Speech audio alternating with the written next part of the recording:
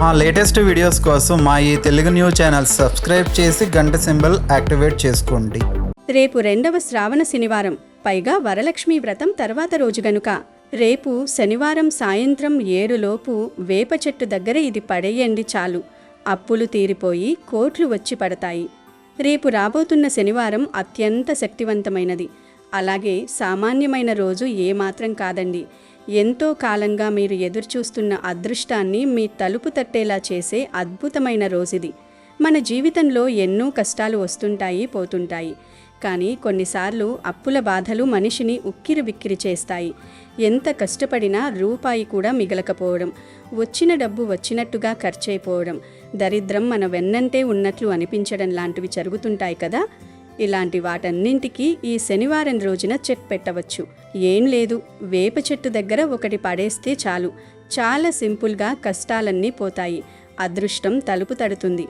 మరి వేప చెట్టు దగ్గర ఏం పడేయాలో ఈ వీడియోలో తెలుసుకుందాం. ఫ్రెండ్స్, తెలుసుకునే ముందు ఒక చిన్న రిక్వెస్ట్. ఈ వీడియోని దయచేసి పూర్తిగా చూడండి, మధ్యలో ఎక్కడా స్కిప్ చేయకండి.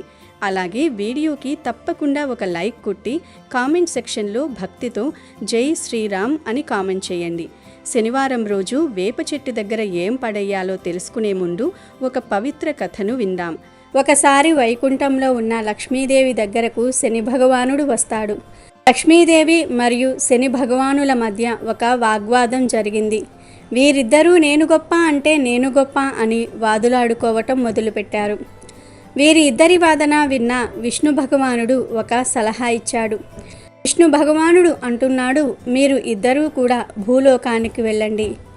ఎక్కడైతే మంచి గుణగణాలు కలిగిన రాజు ఉంటాడో అతని రాజ్యంలోనికి వెళ్ళి ఆ రాజును మీ ఇద్దరిలో ఎవరు గొప్పవారో చెప్పమని అడగండి అని విష్ణు భగవానుడు సలహా ఇచ్చాడు. దీనికి అంగీకరించిన లక్ష్మీదేవి శని భగవానులు భూలోకంలోనికి బయలుదేరుతారు. ప్రయాగ నగరంలో శ్రీవత్స అనే రాజు ఉన్నాడు. ఆ రాజు చాలా మంచివాడు. ఇతడి గొప్పతనం ఎన్నో నగరాలకు విస్తరణ చెంది ఉంది. లక్ష్మీదేవి మరియు శని భగవానుడు రాజసభలో ఉన్న శ్రీవత్స దగ్గరకు వచ్చి, మా ఇద్దరిలో ఎవరు గొప్ప అనే విషయం మేము తెలుసుకోలేకపోతూ ఉన్నాము. నువ్వు గొప్ప రాజువి కదా, మా ఇద్దరిలో ఎవరు గొప్ప అనే విషయాన్ని నువ్వు తేల్చి చెప్పు అని అన్నారు. లక్ష్మీదేవి శనిదేవుని మాటలు విన్న రాజు కొంచెం కంగారు పడ్డాడు. ఇప్పుడు నేను వీరి ఇద్దరిలో ఎవరు గొప్ప అని చెప్పను? శనిదేవుడు గొప్ప అని చెప్తే లక్ష్మీదేవికి కోపం వస్తుంది. లక్ష్మీదేవి గొప్ప అని చెప్తే శని భగవానుడికి కోపం వస్తుంది.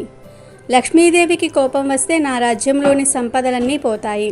శని భగవానుడికి కోపం వస్తే నా రాజ్యాన్ని అష్టకష్టాల పాలు చేస్తాడు.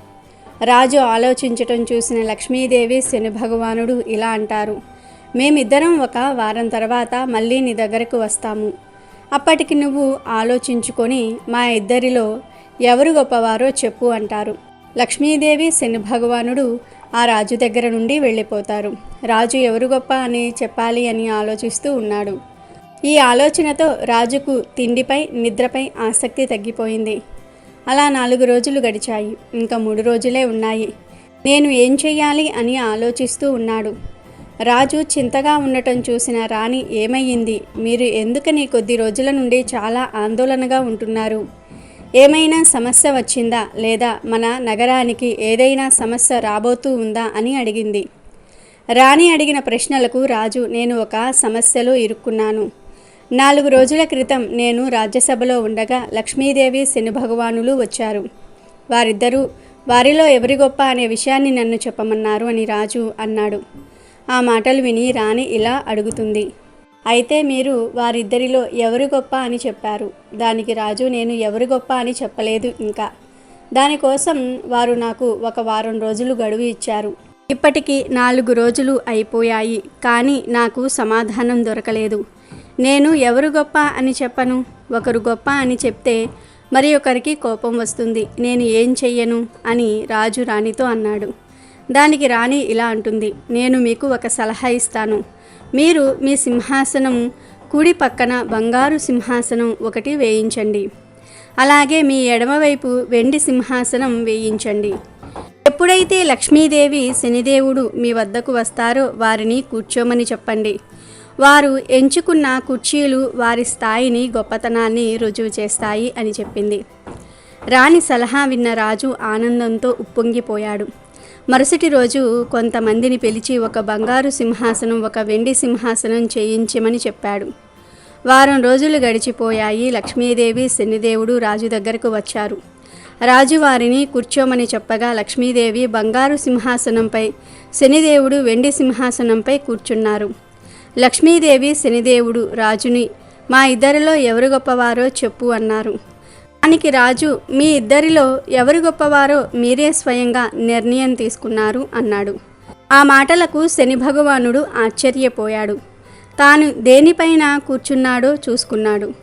శని భగవానుడు మనసులో ఇలా అనుకుంటున్నాడు, నేను వెండి సింహాసనంపై కూర్చున్నా, లక్ష్మీదేవి బంగారు సింహాసనంపై కూర్చుంది. వెండి కంటే బంగారం విలువైనది. వెండి కన్నా బంగారాన్ని గొప్పగా భావిస్తారు, అంటే లక్ష్మీదేవియే గొప్పదా అని ఆలోచించి వెంటనే తాను కూర్చున్న సింహాసనంపై నుంచి లేచి రాజువైపు కోపంగా చూసి బయటకు వెళ్ళిపోయాడు. శనిదేవుడు వెళ్ళటం చూసిన రాజుకు భయం వేసింది. వెంటనే లక్ష్మీదేవి ఇలా అంటుంది, నువ్వేమీ భయపడకు, నీకు తోడుగా నేనుంటాను అంటుంది. శనిదేవుడికి కోపం రావటం వల్ల శ్రీవత్స రాజ్యానికి విపరీతమైన కరువు వచ్చింది. రాజ్యంలో పంటలు పండలేదు, వానలు కురవలేదు. దానితో రాజ్యంలోని ప్రజలంతా పక్క రాజ్యానికి వెళ్ళటం మొదలుపెట్టారు. చాలా వరకు రాజ్యంలోని ప్రజలంతా రాజ్యాన్ని విడిచి వెళ్ళిపోయారు. అలా ఏడాది గడిచింది. రాజ్యంలో పరిస్థితులు ఏమీ చక్కబడలేదు. దాంతో రాజు, రాణి కూడా రాజ్యం విడిచి వెళ్ళాలని నిర్ణయించుకున్నారు. రాజు రాణితో ఇలా అంటాడు, రాణి, మన దగ్గర మిగిలి ఉన్న నాణ్యాలను మూటకట్టు, మనం ఈ రాజ్యాన్ని వదిలి వెళ్ళిపోదాము. రాజు మాటలు విన్న రాణి బాధపడింది. కొన్ని వస్త్రాలు, కొన్ని నాణ్యాలు మూటకట్టింది. రాజ్యం నుండి ఇతర రాజ్యానికి వెళ్ళడానికి సిద్ధంగా ఉన్నారు. రాజును చూసిన శనిదేవుడు కోపంతో విపరీతమైన వానను కురిపించాడు. 4 వైపులా మబ్బులు కమ్ముకున్నాయి. చీకటి కమ్మివేసింది. 4 వైపులా మబ్బులు కమ్ముకున్నాయి. చీకటి కమ్మేసింది. దారి కనిపించటం లేదు. అప్పుడు లక్ష్మీదేవి ఒక పాపరూపంలో అక్కడికి వచ్చి వారిని జాగ్రత్తగా ఒక నది ఒడ్డుకు చేర్చింది. పాపరూపంలో వచ్చిన లక్ష్మీదేవి మాయమైపోయింది. ఇక రాజు, రాణి వారి ముందున్న నదిని చూసి మనం ఇప్పుడు ఈ నదిని ఎలా దాటాలి అని అనుకున్నారు. చుట్టూ చూడగా ఒక వ్యక్తి పడవపై రాజుగారి వైపే వస్తున్నాడు. ఆ వ్యక్తి ఎవరో కాదు, శనిదేవుడు. శనిదేవుడు ఒక వ్యక్తి రూపంలో రాజు వద్దకు వచ్చి ఏదైనా సహాయం కావాలా అని అడిగాడు. దానికి రాజు, మమ్మల్ని నది ఒడ్డు దాటించు అన్నాడు. అప్పుడు ఆ వ్యక్తి, రాజా, నా పడవలో 2 మాత్రమే సరిపడతారు. ఒకరు నేను, ఇంకొకరు నాతో ప్రయాణం చేసే వ్యక్తి. కానీ మీరు 2 ఉన్నారు. మీతో పాటు కొన్ని మూటలు కూడా ఉన్నాయి అన్నాడు. దానికి రాజు, సరే అయితే ముందు ఈ పడవలో నా భార్య అయిన చిత్రాంగిని ఎక్కించుకో, ఆ తర్వాత నన్ను ఎక్కించుకో, చివరిగా ఈ మూటలను తీసుకొని మా వద్దకు వచ్చేయి అన్నాడు. రాజు మాటలు విన్న ఆ వ్యక్తి సరే అని చెప్పి ముందు రాణిని ఒడ్డుకు చేర్చాడు. ఆ తర్వాత రాజును ఒడ్డుకు చేర్చాడు. ఇక చివరిగా రాజుగారు తెచ్చుకున్న మూటలను పడవలోనికి ఎక్కించుకొని వస్తూ ఉన్నాడు. వ్యక్తి రూపంలో ఉన్న శనిదేవుడు నది మధ్యలోకి రాగానే పడవతో సహా మాయమైపోయాడు. రాజు వద్ద ఉన్న డబ్బంతా శనిదేవుడు తీసుకొని మాయమైపోయాడు. ఇది చూసి రాజు, రాణి చాలా బాధపడ్డారు. అయినా సరే ఏం పర్వాలేదు, మనమిద్దరము కష్టపడి పనిచేసుకుందాము, ఎంతో కొంత ధనాన్ని పోగు చేసుకుందాము అని రాజు రాణికి ధైర్యం చెప్పాడు. రాజు, రాణి ఒక నగరానికి చేరుకున్నారు. ఆ నగరంలో చిన్న పాక వేసుకొని నివసించడం ప్రారంభించారు. రాజు కొన్ని కట్టలు కట్టుకొని వచ్చి ఆ కట్టెలను వంట చేసుకోవడానికి ఇంటిలో ఉంచి మరికొన్ని కట్టెలను అమ్మి ధనం సంపాదించడం ప్రారంభించారు. లక్ష్మీదేవి దయ వల్ల రాజుగారికి గంధం చెక్కలు దొరికాయి. ఆ గంధం చెక్కలను అమ్మి రాజు చాలా ధనాన్ని పోగు చేశాడు. రాజు, రాణి 2 సుఖంగా జీవించటం ప్రారంభించారు. రాజు ఆనందంగా ఉండటం చూసిన శనిదేవుడు రాజు ఆనందాన్ని ఎలా చెడగొట్టాలి అని ఆలోచిస్తూ ఉన్నాడు. ఇది ఇలా ఉండగా రాజు నివసిస్తున్న రాజ్యంలో గంధపు చెక్కలను ఒక ప్రాంతం నుండి ఇంకొక ప్రాంతానికి తీసుకుని వెళ్ళడానికి ఒక వ్యాపారి ప్రతిరోజు నావలో ప్రయాణం చేస్తూ ఉండేవాడు. ఒకరోజు శనిదేవుడు ఆ వ్యాపారి నావను ముందుకు వెళ్లకుండా ఆపేశాడు. నావ ఎందుకు కదలటం లేదు అని వ్యాపారి ఆలోచిస్తూ ఉన్నాడు. ఇంతలో అక్కడికి శనిదేవుడు ఒక బ్రాహ్మణ రూపంలో అక్కడికి వచ్చాడు. బ్రాహ్మణ రూపంలో ఉన్న శనిదేవుడు వ్యాపారితో ఇలా అంటారు: ఈ గ్రామంలో ఒక పతివ్రత స్త్రీ ఉంది. ఆ స్త్రీ నీ నావ తాకితేనే నీ నావ ముందుకు వెళ్తుంది. వెంటనే ఆ స్త్రీ ఎవరో కనిపెట్టు అని చెప్పి ఆ బ్రాహ్మణుడు అక్కడి నుండి అదృశ్యమయ్యాడు. బ్రాహ్మణుడి మాటలు ముందు వ్యాపారి నమ్మలేదు. నావ కదలడానికి చేయవలసిన ప్రయత్నాలన్నీ కూడా చేశాడు. వ్యాపారి ఇలా ఆలోచిస్తాడు: అరే, నావ బాగానే ఉంది, నావలో ఎలాంటి రిపేరు లేదు, మరి ఎందుకని నా నావ ముందుకు వెళ్ళటం లేదు అని అనుకొని, ఒకవేళ ఆ బ్రాహ్మణుడు చెప్పినట్లుగా ఈ రాజ్యంలో ఉన్న పవిత్రమైన స్త్రీ నా నావను తాగితే నా నావ ముందుకు కదులుతుందేమో చూద్దాము అని అనుకుంటాడు. వెంటనే అక్కడ ఉన్న కొంతమంది స్త్రీలను పిలిచి, చూడండి, మీలో ఎవరైతే పవిత్రమైన స్త్రీలు ఉంటారో వారు నా నావను తాకండి, అప్పుడే నా నావ ముందుకు సాగుతుంది అన్నాడు. ఆ మాటలు విని స్త్రీలంతా ముందుకు వచ్చి ఆ నావను తాకారు. కానీ నావ కదలలేదు. ఇంతలో ఒక స్త్రీ రాణి చిత్రాంగి ఇంటికి వచ్చి నావ విషయం చెప్తుంది. అయితే రాణి చిత్రాంగిని తాను రాను అని చెప్తుంది. నా భర్త బయటికి వెళ్ళాడు, తను వచ్చే సమయానికి నేను ఇంటిలో లేకపోతే బాధపడతారు. నా భర్తకు చెప్పకుండా నేను బయటకు ఎక్కడికి రాను అంటుంది. ఆ మాటలు విని ఆ స్త్రీ అక్కడ నుండి నావ ఉండే చోటుకు వెళ్తుంది. ఆమె కూడా ఆ నావను తాకుతుంది. కానీ నావ కదలదు.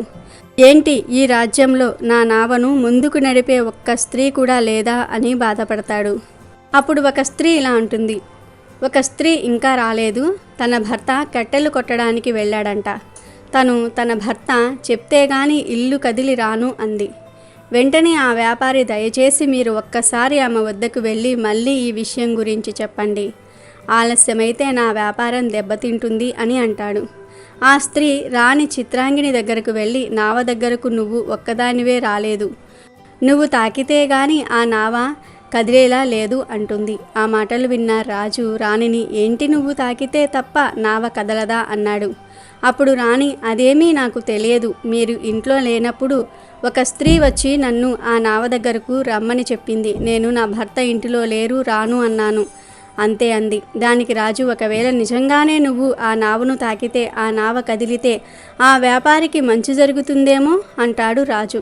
దానికి రాణి, అదేమీ నాకు తెలియదు, నాకు అక్కడకు వెళ్ళటం ఇష్టం లేదు అంటుంది. దానికి రాజు, చూడు, నువ్వు ఒకప్పుడు రాణివి. రాణి తన రాజ్యంలో ప్రజలు కష్టంలో ఉంటే చూస్తూ ఊరుకోదు కదా, కాకపోతే ఇప్పుడు నీ స్థాయి మారింది అంతే.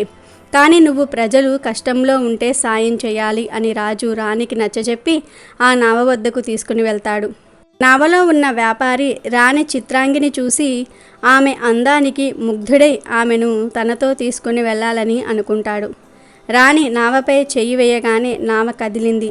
అది చూసి రాజు, అక్కడ ఉన్న ప్రజలు ఆశ్చర్యపోయారు. కొంత సమయానికి ప్రజలు అక్కడి నుండి వెళ్ళిపోయారు. రాజు, రాణి, ఆ వ్యాపారి మాత్రం అక్కడ ఉన్నారు.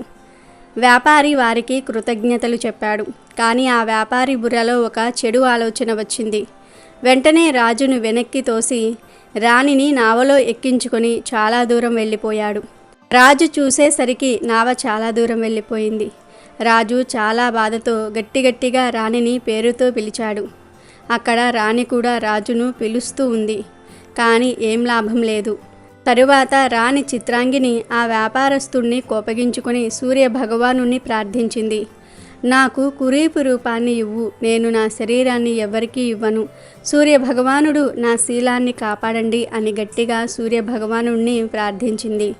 సూర్య భగవానుడు చిత్రాంగిని రూపాన్ని కురీపుగా మార్చేశాడు. ఆమెను చూసిన వ్యాపారి భయపడి ఆమెను తాకే సాహసం కూడా చేయలేదు. ఇక చేసేది ఏమీ లేక ఆమెను ఆ నావలోనే ఉంచాడు.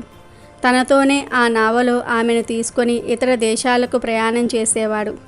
ఇక రాజు విషయానికి వస్తే, భార్యను పోగొట్టుకున్న రాజు తనకు ఉన్న ఆస్తినంతా వదిలేసి ఒక ఆశ్రమానికి వెళ్ళి అక్కడ ఉన్న సాధువులకు, గోవులకు సేవ చేస్తూ ఉన్నాడు. గోవులకు ఆహారం పెడుతూ ఉన్నాడు. అయితే లక్ష్మీదేవి కృప వల్ల ఆవులు వేసే పేడ కాస్త బంగారు ముద్దలుగా వచ్చాయి. ఆ బంగారు ముద్దలతో రాజు చాలా ధనవంతుడు అయ్యాడు. ఆ బంగారం ముద్దలను బాగా పోగు చేసేవాడు. తన భార్యను తీసుకొని వెళ్ళిన వ్యాపారి ఏదో ఒక రోజు మళ్ళీ ఈ రాజ్యానికి రాకపోతాడా అని ఆశగా ఎదురు చూస్తూ ఉండేవాడు. ఒకరోజు రాజు బంగారాన్ని కరిగించి ఏదైనా తయారు చేయడానికి పక్క రాజ్యానికి తీసుకుని వెళ్దాం అనుకున్నాడు. అప్పుడు ఆ రాజుకు ఆ వ్యాపారి నావ కనిపించింది. వెంటనే అతడిని పిలుస్తాడు. రాజుకు ఆ వ్యాపారి గుర్తున్నాడు. కానీ రాజు ముసుగు వేసుకొని ఉండటం వల్ల వ్యాపారి రాజును గుర్తుపట్టలేదు. వ్యాపారి రాజు వద్దకు రాగానే రాజు ఇలా అంటాడు, అయ్యా, నన్ను ఆ ఒడ్డుకు చేర్చండి. నా వద్ద చాలా బంగారం ఉంది. నేను దీనిని కరిగించి నా భార్యకు మంచి ఆభరణం చేయిస్తా అని చెప్పి బంగారు ముద్దలు ఉన్న మూటలను చూపిస్తాడు. బంగారంపై ఆశపడిన వ్యాపారి రాజును నావలోకి ఎక్కించుకుంటాడు. రాజు రాణిని వెతికే పనిలో ఉండగా వ్యాపారి వెనక నుండి వచ్చి రాజును నీటిలోనికి తోసేస్తాడు. నీటి శబ్దం విన్న రాణి బయటకు చూసింది. రాజు నీటిలో పడిపోవటం చూసిన రాణి నావలో ఉండే గాలి తలగడను రాజుకు అందేలాగా విసిరింది. రాజు ఎలాగోలా ఒడ్డుకు చేరుకున్నాడు. అక్కడ ఉన్న కొంతమంది ప్రజలు శ్రీవత్సరాజును, మీరు ఎవరు, ఎలా ఈ నీటిలో కొట్టుకుని వచ్చారు అని అడుగుతారు. అప్పుడు శ్రీవత్సరాజు, నేను నాకున్న సర్వస్వాన్ని కోల్పోయాను అంటాడు. అప్పుడు ప్రజలంతా కలిసి ఆ రాజ్యపు రాజు వద్దకు శ్రీవత్సరాజును తీసుకుని వెళ్తారు. శ్రీవత్సరాజు ఆ రాజ్యపు రాజును చూసి ఇలా అంటాడు, అయ్యా, నాకు మీ రాజ్యంలో ఏదో ఒక పని ఇప్పించండి అంటాడు. ఆ మాటలు విన్న రాజు శ్రీవత్సను పూలమాలిగా నియమిస్తారు. శ్రీవత్సరాజు పూలమాలిగా ఉంటూ చుట్టూ ఉన్న పూల మొక్కలను, చెట్లను అందంగా పెంచటం ప్రారంభించాడు. రాజుకు ఒక కూతురు ఉంది. ఆమె అలంకరణ కోసం తోటలో నుండి కొన్ని పూలను దండగా గుచ్చి ఆమెకు పంపేవారు. అయితే ఒకరోజు రాజు కూతురు తన చెలికత్తెలతో ఇలా అంటుంది, ఈ మధ్య నాకు వచ్చే పూలమాలలు చాలా అందంగా ఉంటున్నాయి. ఎవరు వీటిని ఇంతగా అందంగా కడుతూ ఉన్నారు అని రాణి అడుగుతుంది. ఆ మాటలు విన్న చెలికెత్తెలు, యువరాణి గారు, రాజుగారు కొత్తగా ఒక పూలమాలని ఏర్పాటు చేశారు. ఆయనే ఈ పూలమాలను తయారు చేస్తూ ఉన్నారు అంది. ఆ మాటలకు యువరాణి ఆ తోటమాలిని చూడడానికి వస్తుంది. పూల మొక్కలలో ఉన్న శ్రీవత్స అందాన్ని చూసి యువరాణి అతనిని భర్తగా పొందాలని కోరుకుంటుంది. ఈ విషయాన్ని నేరుగా తన తండ్రి గారికి చెప్తుంది. రాజు అయిన తన తండ్రి గారు శ్రీవత్సను చాలా కాలంగా చూస్తూనే ఉన్నారు. ఆయన ప్రవర్తన సామాన్య ప్రజలుగా లేదు. ఒకప్పుడు రాజుగా చేసిన వాడిగా లేదా రాజ్య సభలో ఒక వ్యక్తిగా కనిపిస్తూ ఉన్నాడు. ఏదైతే అది అయింది, నీ సంతోషమే నా సంతోషం అని యువరాణితో చెప్పి శ్రీవత్సరాజును పిలిపించాడు. యువరాణి నిన్ను పెళ్లి చేసుకోవాలని అనుకుంటుందని చెప్పాడు. దానికి శ్రీవత్సడు, నేను యువరాణిని పెళ్లి చేసుకునే స్థాయి లేనివాడిని. అయినా నాకు ముందే పెళ్ళయింది. నేను తనను కోల్పోయాను, నా ధనాన్ని కోల్పోయాను అని చెప్పాడు. కానీ తాను ప్రయాగ నగరానికి రాజు అని చెప్పలేదు. యువరాణి శ్రీవత్స కథ విని, అయినా పర్వాలేదు, నేను మిమ్మల్నే పెళ్లి చేసుకుంటాను అని చెప్పింది. శ్రీవత్స కూడా ఒప్పుకుంటారు. యువరాణి మరియు శ్రీవత్స ఒకరోజు రాజ్యభవనం పైన ఉండగా రాజుకు నావలు కనిపించాయి. ఆ నావలను ఎవరు, ఎక్కడికి, ఎలా పంపిస్తున్నారు అని రాజు యువరాణిని అడుగుతాడు. అప్పుడు రాణి, నావలను ఇతర ప్రాంతాలకు, దేశాలకు రవాణా కోసం పంపుతాము. అక్కడ ఒక వ్యక్తి ఉంటాడు. తానే నావలో వచ్చే ప్రతి వస్తువును చూస్తూ నావ ఎక్కడికి వెళ్ళాలో చెప్తాడు. ఆ మాటలు విని రాజు, నావకు సంబంధించిన పనిలో ఏదైనా పని నాకొకటి చూడమని మీ తండ్రి గారితో చెప్పు అంటాడు. ఆ మాటలకు రాణి నవ్వి, చూడండి, ఇదంతా మీ సొంతం. మీరు మీకు నచ్చింది చేయండి. నావలు ఉండే ప్రదేశానికి వెళ్ళి మీకు నచ్చిన పనిని చేసుకోండి. కానీ ఒక విషయం గుర్తుపెట్టుకోండి, మీరు ఇప్పుడు నా భర్త, ఈ రాజ్యానికి యువరాజు. మిమ్మల్ని ఎవరైనా ఎదిరిస్తే వారిని క్షమించకండి. అలాగే ఇతరులకు ఆదేశాలను ఇవ్వడం మర్చిపోకండి అని చెప్తుంది. ఆ మాటలు విని సరే అని చెప్తాడు శ్రీవత్సడు. మరుసటి రోజు శ్రీవత్సడు నావలుండే ప్రదేశానికి వెళ్ళాడు. తన భార్యను మరియు బంగారాన్ని దొంగిలించిన వ్యాపారి కోసం ఎదురు చూడసాగాడు. అలా కొద్ది రోజులు అయ్యాయి. ఆ వ్యాపారి నావపై రావటం చూసిన శ్రీవత్సడు అక్కడ ఉన్న పనివాళ్లను పిలిచి ఆ వ్యాపారిని తన వద్దకు తీసుకురమ్మని చెప్పారు. వెంటనే శ్రీవత్సడు ఆ వ్యాపారిని పట్టుకుని రాజు వద్దకు తీసుకుని వెళ్ళి, అతనే నా భార్యను, నా బంగారాన్ని దొంగిలించాడు అని చెప్పాడు. కానీ వ్యాపారి అదంతా అబద్ధమని నమ్మబలికాడు. అప్పుడు శ్రీవత్సడు, తన నావలో నా బంగారు ముద్దలు ఉన్నాయి. అవి ఒకదానికి ఒకటి చిక్కుకుని ఉంటాయి. వాటిని నేను తప్ప ఎవ్వరూ తీయలేరు. రాజు వెంటనే ఆ బంగారు మూటలను తెప్పించాడు. ముందుగా వ్యాపారికి ఇచ్చి వాటిని చిక్కు తీయమన్నాడు. ఓస్, అదెంత పని అయినా ఇవి నా బంగారు ముద్దలు, నాకు తెలియదా వీటిని ఎలా తీయాలో అని పలికాడు. వ్యాపారి ఎంత ప్రయత్నించినా వాటిని తీయలేకపోయాడు. తర్వాత రాజు శ్రీవత్సడుడికి బంగారాన్ని ఇవ్వమన్నాడు. శ్రీవత్సడు క్షణాల్లో ఆ బంగారాన్ని విడివిడిగా చేసి చూపించాడు. రాజు ఆ వ్యాపారిని జైల్లో వేయించాడు. అలాగే అతని నావలో ఇంకా ఏమేమి ఉన్నాయో చూసి వాటిని బయటకు తీసి నావను ఇతరులకు అప్పగించండి అని చెప్పాడు. రాజ్యసభలో ఉన్న కొందరు ఆ నావను బాగా తనిఖీ చేశారు. రాజ్యసభలోకి కురీపు రూపంలో ఉన్న చిత్రాంగిని తీసుకుని వచ్చారు. శ్రీవత్సడు ఆమెను చూసి, ఈమె నా భార్య చిత్రాంగి, నీకు ఏమయ్యింది? నువ్వు ఎందుకు ఇలా కురీపిగా తయారు అయ్యావు అంటాడు. దానికి రాణి చిత్రాంగి, మీరు భయపడకండి, ఆ వ్యాపారి నన్ను ఏమీ చేయలేడు. నేను సూర్యభగవానుని ప్రార్థించి నా పవిత్రతను కాపాడుకొని నాకు కురీపి రూపాన్ని ఇవ్వమని అడిగాను. నేను మళ్ళీ మామూలుగా మారిపోగలను అని చెప్పి మళ్ళీ సూర్యభగవానుని ప్రార్థించింది. రాణి చిత్రాంగి మునపటి కంటే ఇంకా అందంగా మారింది. రాజు చాలా సంతోషించాడు. యువరాణి వంక చూశాడు. నువ్వేమీ బాధపడకు, నేను ప్రయాగ నగరానికి రాజును. కొన్ని కారణాల వల్ల నేను నా రాజ్యాన్ని కోల్పోయాను. నేను నా మొదటి భార్యను ఎలా అయితే ప్రేమిస్తూ ఉన్నానో నిన్ను అలాగే ప్రేమిస్తాను అంటాడు. రాజు శ్రీవత్సలుడు మాటలు విని, నేను చాలా మంచి అల్లుడిని పొందాను, నాకు చాలా గర్వంగా ఉంది. ఇక నుండి నాకు ఒక కూతురు కాదు, 2 కూతుళ్ళు, చిత్రాంగిని కూడా నా కూతురే. నేను నీకు కొంత ధనాన్ని ఇస్తున్నాను, తిరిగి నీ రాజ్యాన్ని నువ్వు పొందుకో అంటాడు. శ్రీవత్సలుడు తన రాజ్యాన్ని సరిచేసుకొని ఒక మంచి ముహూర్తం చూసుకొని 2 రాణులతో కలిసి శ్రీవత్సలుడి రాజ్యంలో అడుగుపెట్టి సింహాసనాన్ని అధిష్టానం చేశాడు. కొన్ని రోజుల తర్వాత రాజు వద్దకు లక్ష్మీదేవి శనిదేవుడు వచ్చి ఇలా అంటారు. మేము 2 కావాలనే నీ నీతి ధర్మాలను పరీక్షించాము. మా మధ్య ఎటువంటి వాదన జరగలేదు. శనిదేవుడు రాజుతో ఇలా అంటాడు. నేను నీకు ఒక విషయం చెప్తాను, వీటిని అందరూ గుర్తుపెట్టుకోవాలి. శనిదేవుడు అంటున్నాడు, ఏ మనిషి అయితే జీవితంలో ఎన్ని విపత్తులు వచ్చినా సత్యమార్గంలో నడుస్తారో వారు ఎప్పటికీ నాశనం అవ్వరు. అటువంటి వారికి దేవతలు కూడా సహాయం చేస్తారు. అలాగే ఏ మనిషి అయితే అబద్ధాలు ఆడుతారో, తన అవసరాల కోసం ఇతరులను వాడుకుంటారో, అలాంటి వారు ముందు సుఖాలను అనుభవించిన నా ప్రభావంతో కష్టాలను అనుభవించేలాగా చేస్తాను. రాజా, నీవు కష్టకాలంలో ఉన్నప్పుడు ఎవరి వద్ద చెయ్యి చాచలేదు. నీ కష్టంతో నీవు బ్రతికావు. అలాగే యువరాణిని పెళ్లి చేసుకునే సమయంలో కూడా నువ్వు అత్యాశ పడకుండా నీ నిజాయితీని నిరూపించుకున్నావు. రాజా, నీ నీతి, ధర్మము, సత్యం మార్గం వల్ల నేను చాలా సంతోషాన్ని పొందాను. కాబట్టి నా ఆశీర్వాదములు నీకు ఎల్లప్పుడూ ఉంటాయి. దీని కారణంగా మీ రాజ్యం మునుపటి కంటే సిరి సంపదలతో తులతూగుతూ ఉంటుంది. నేను చెప్పే 2 మాటలను గుర్తుపెట్టుకోండి. నా ఆశీర్వాదం ఎవరిపైన అయితే ఉంటుందో వారు కొన్ని క్షణాలలోనే ధనవంతులుగా మారిపోతారు. అలాగే నాకు ఎవరైతే కోపాన్ని కలిగిస్తారో వారిని నేను క్షణాలలోనే కటిక పేదవాడినిగా చేసేస్తాను. కాబట్టి మనుషులంతా గుర్తుపెట్టుకోండి, నా కృప మీపై ఉంటే సర్వ సంపదలు, సుఖాలు మీ సొంతమవుతాయి. నాకు ఆగ్రహాన్ని కలిగిస్తే మాత్రం మీరు ఎన్ని పూజలు చేసినా మిమ్మల్ని నా నుండి ఎవ్వరూ తప్పించలేరు. ఈ 2 విషయాలను గుర్తుపెట్టుకుంటే మీ జీవితంలో పేదరికం అనేది రానే రాదు. ఈ మాటలను చెప్పి లక్ష్మీదేవి మరియు శనిదేవుడు మాయమైపోయారు. కాబట్టి ఫ్రెండ్స్, మనం ఎన్ని పూజలు చేసినా, ఎన్ని వ్రతాలు చేసినా, ఎన్ని పుణ్యకార్యాలు చేసినా ధర్మాన్ని మరియు సత్యమార్గంలో నడవాలి.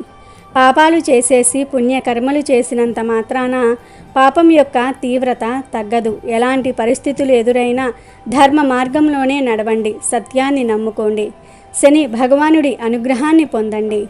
జీవితంలో పేదరికానికి చోటు లేకుండా చూసుకోండి, ఆనందంగా జీవించండి. ఇక వీడియోలోకి వస్తే, సాధారణంగా శనివారం అనగానే చాలామంది భయపడుతూ ఉంటారు. ఏ పని మొదలు పెట్టాలన్నా శనిదేవుని ప్రభావం ఎలా ఉంటుందా అని వెనుకడుగు వేస్తుంటారు. కానీ నిజానికి శనిదేవుడు కర్మఫలదాత. మనం చేసే పనులను బట్టి, మనం ఆచరించే ధర్మాలను బట్టి ఆయన మనకు అపారమైన ఐశ్వర్యాన్ని కూడా ప్రసాదిస్తాడు. అందులోనూ ఈ శనివారం రోజున కొన్ని ప్రత్యేకమైన పరిహారాలు చేసుకుంటే శని బాధలు కంప్లీట్గా దూరమైపోయి దైవానుగ్రహం పుష్కలంగా లభిస్తుంది. మీరు ఏది కోరుకుంటే అది మీ సొంతమవుతుంది. ముఖ్యంగా ఈ రోజున మనం చెప్పుకోబోయే వేప చెట్టు పరిహారం మీ తలరాతను మార్చేస్తుందని ఖచ్చితంగా చెప్పవచ్చు. వృక్షశాస్త్రపరంగా చూసుకున్నా, ఆధ్యాత్మికంగా చూసుకున్నా వేప చెట్టుకు ఉన్న ప్రాముఖ్యత అంతా ఇంత కాదు. వేప చెట్టును సాక్షాత్తు మనం దేవతా వృక్షంగా పరిగణిస్తాం. వృక్షశాస్త్రంలో వేపను ఒక అద్భుతమైన ఔషధఘనిగా చెబుతారు. దీని ఆకులు, బెరడు, వేర్లు అన్నీ కూడా గాలిలోని క్రిములను, బాక్టీరియాను నాశనం చేసి పర్యావరణాన్ని స్వచ్ఛంగా మారుస్తాయి. అలాగే ఆధ్యాత్మికంగా చూస్తే మన చుట్టూ ఉన్న నెగిటివ్ ఎనర్జీని, చెడుగాలిని, దరిద్రాన్ని పూర్తిగా లాగేసుకునే అద్భుతమైన ఆకర్షణ శక్తి వేప చెట్టుకు మాత్రమే ఉంటుంది. ఇతర చెట్లతో పోలిస్తే శనివారం నాడు వేప చెట్టుకు అతీతమైన శక్తి వస్తుందని పురాణాలు చెబుతున్నాయి. ఆ సమయంలో వేప చెట్టు దగ్గర మనం చేసే చిన్న పరిహారం మన దరిద్రాలన్నింటినీ పీల్చేసి పాజిటివ్ ఎనర్జీని మనకు తిరిగి ఇస్తుంది. అందుకే ఇంటికి కొంచెం దూరంగా నిర్మానుష్యంగా ఉన్న ప్రదేశంలో లేదా గుడి ఆవరణలో ఉన్న వేప చెట్టును ఈ పరిహారం కోసం ఎంచుకోండి. రేపు శనివారం సాయంత్రం 7 గంటలలోపు మీరు ఈ అద్భుతమైన వేప చెట్టు పరిహారాన్ని ఖచ్చితంగా చేయాలి. సాయంత్రం 7 లోపు, ఎందుకంటే ఆ సమయానికి శని ప్రభావం మరియు చెట్టులో ఉండే గ్రహణ శక్తి అత్యున్నత స్థాయిలో ఉంటాయి. ముందుగా మీరు స్నానం చేసి ఇంట్లో దీపారాధన ముగించుకోండి. ఆ తర్వాత కేవలం 2 యాలకులు తీసుకోండి. యాలకులు అంటే లక్ష్మీదేవికి ఎంతో ఇష్టం. ఇవి దరిద్రాన్ని పారద్రోలి అదృష్టాన్ని ఆకర్షించడంలో అద్భుతంగా పనిచేస్తాయి. ఈ 2 యాలకులను తీసుకుని దగ్గరలో ఉన్న వేప చెట్టు దగ్గరకు వెళ్ళండి. ముందుగా 2 చేతులతో వేప చెట్టును భక్తిగా తాకండి. ఆ తర్వాత చెట్టు చుట్టూ 2 ప్రదక్షిణలు చేయండి. ఇప్పుడు మీ కుడి చేతిలో ఆ 2 యాలకులను ఉంచుకుని పిరికిలి గట్టిగా బిగించండి. కళ్ళు మూసుకుని, నా దరిద్రాలు అన్నీ పోవాలి, నాకు పట్టిన శని బాధలు తొలగిపోవాలి, అప్పుల బాధల నుంచి నేను పూర్తిగా బయటపడాలి, నా జీవితంలో ఇకపై అంతా మంచే జరగాలి అని మనస్ఫూర్తిగా సంకల్పం చెప్పుకోండి. మీకు ఏవైనా ఆరోగ్య సమస్యలున్నా, కుటుంబపరమైన బాధలు ఉన్నా కూడా ఆ క్షణంలో చెప్పుకోండి. ఆ తర్వాత ఆ బిగించిన పిడికిలితోనే మీ తల చుట్టూ 7 సార్లు ఎడమ నుంచి కుడికి క్లాక్ వైజ్ తిప్పుకోండి. తిప్పిన వెంటనే ఆ 2 యాలకులను వేప చెట్టు మొదట్లో పడేయండి. ఇక అక్కడి నుంచి వెనక్కి తిరిగి చూడకుండా నేరుగా మీ ఇంటికి వచ్చేయండి. ఇంటికి రాగానే కాళ్ళు చేతులు శుభ్రంగా కడుక్కోండి. కేవలం 2 నిమిషాల్లో చేసే ఈ చిన్న పని వల్ల మీ దరిద్రాలన్నీ కూడా ఆ వేప చెట్టు గ్రహించేస్తుంది.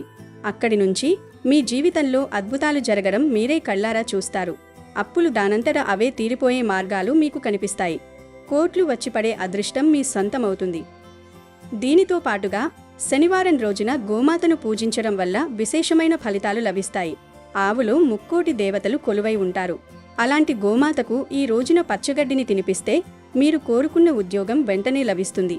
ఆవు పాదాలకు పసుపు రాసి టమాటాలు తినిపిస్తే మీ ఆర్థిక పరిస్థితులు మెరుగుపడతాయి. తోటకూర తినిపిస్తే ధన సమస్యలు తీరిపోతాయి. వంకాయలు పెడితే మీరు అనుభవిస్తున్న కష్టాలు కడతేరుతాయి. ఆలుగడ్డలు అంటే బంగాళాదుంపలు పెడితే తెలిసి తెలియక చేసిన పాపాలన్నీ నశించిపోతాయి. వివాహం కానివారు, సంతానం లేనివారు బెల్లంతో కూడిన ఏదైనా తీపి పదార్థాన్ని ఆవుకు తినిపిస్తే వారి కోరికలు 100% నెరవేరుతాయి.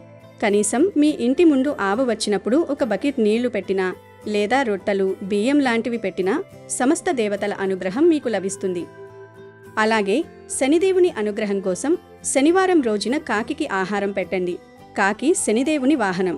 ఈ రోజు మీరు ముఖ్యమైన పని మీద బయటకు వెళుతున్నప్పుడు కాకి ఎదురైతే ఓం శనేశ్వరాయ నమః అని మనసులో తలుచుకుని దానికి నమస్కారం చేసి ముందుకు వెళ్ళండి. ఆ రోజు మీరు తలపెట్టిన పని ఖచ్చితంగా విజయవంతమవుతుంది.